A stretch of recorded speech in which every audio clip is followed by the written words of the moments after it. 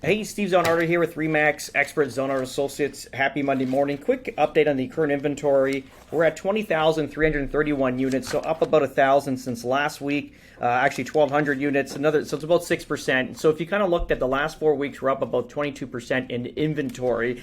And with 1,083 sales, so that's pretty much been the go-to every week. It's been 1,000 plus sales per week. But what I'm trying to tell you guys right now is we've sort of started predicting this. I call April the dead month, the thing when the month that things die, like real estate dies, and that's what currently happens. Now we're just going to pile up this inventory. Sales are going to stay stagnant. They're going to start dropping down. We're going to have a ton of inventory. Things are not going to move, and then ultimately, once people get back.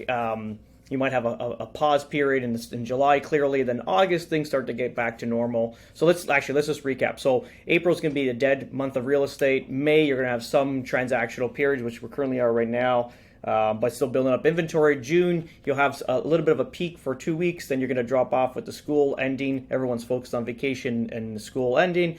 Then July is usually a flat month, few transactions here and there. August, things start rolling again. It's almost having like a steam engine train where it's that it's starting to build up steam as you're going, and then September will start rolling again.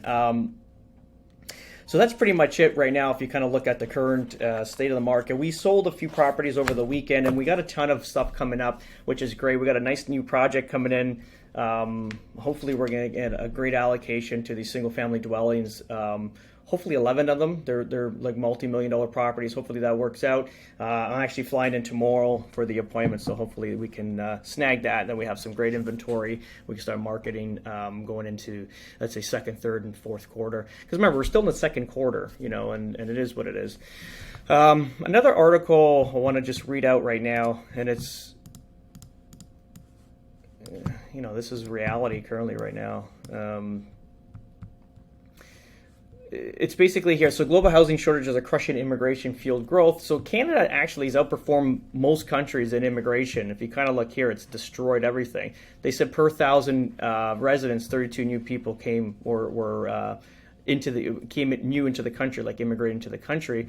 So if you look at the states, it's kind of down here. If you've ever read a book called The End is Just the Beginning, it's basically talking about a population collapse, which you never really think about. But in Europe, obviously, when people not getting married as frequently, living together, may have kids, may not have kids, like the population is very underperforming right now.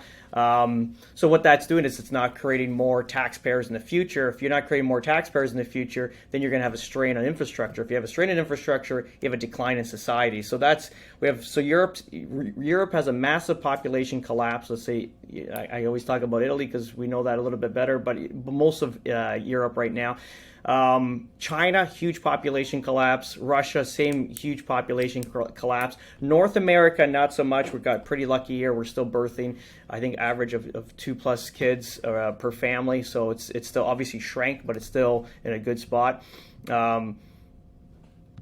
So this is why they're obviously replenishing the aging population with new migrants to kind of fill in that role. Again, if there's no one to pay taxes, it's going to be a decline in society. That's just reality. You can't pay for,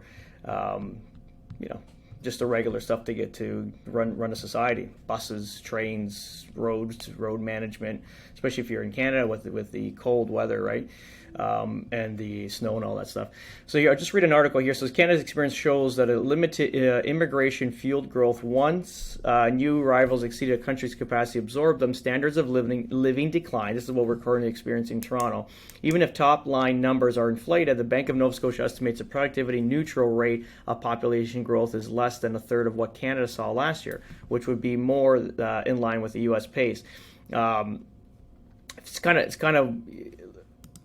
of what's happening right now. If you kind of talk to anybody, they're not very happy with anything that's happening right now in the GTA and Toronto areas. Let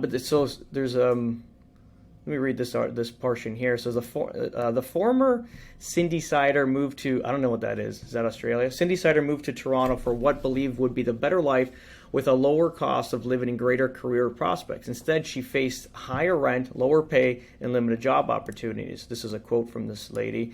I actually had a completely different picture in mind about what life would be like in Toronto, says Biswas. I don't know where she's from.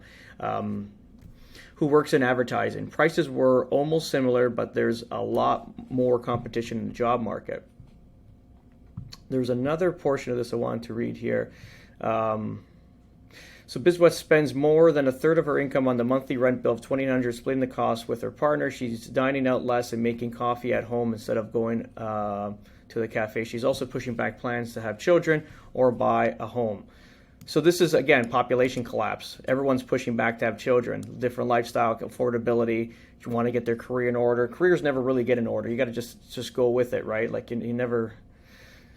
Kids are not going to actually diminish your wealth, let's just say that. Actually increase it because they keep you home more often, focused. Again, just reading on her quote here, I don't see my future here if I want to raise a family, she says. While millions of Americans also face housing affordability crisis, again, this is America clearly, crisis, their real disposable income growth has stayed above the rise in home prices over much of the past 2 decades. Not so in Canada. Median price for homes in Toronto is now $1.3 million, nearly 3 times that of Chicago, a comparable city. And Chicago's a way better city. Come on, it's Chicago. Like, come on. So it's 3 times higher price in Chicago. Chronic underbuilding of homes and decades of continued rise in prices has drained funds from other parts of the economy towards housing. That lack of investment in capital, combined the firm's focus instead of expanding workforces due to cheaper labor costs, has driven down productivity, which bank data says it's at emergency levels. I'm not going to go through this whole article. Very interesting article. I'm actually going to keep this link in the post this morning. Have a read. This is obviously your country. Your kids are going to be, going to raise a family here at some point. This is important that you're doing your due diligence as a parent and kind of setting up their future right now. Obviously, trying to better that next generation. But that's pretty much it, guys. If you have any questions of real estate, please reach out. We'll get you on the next one.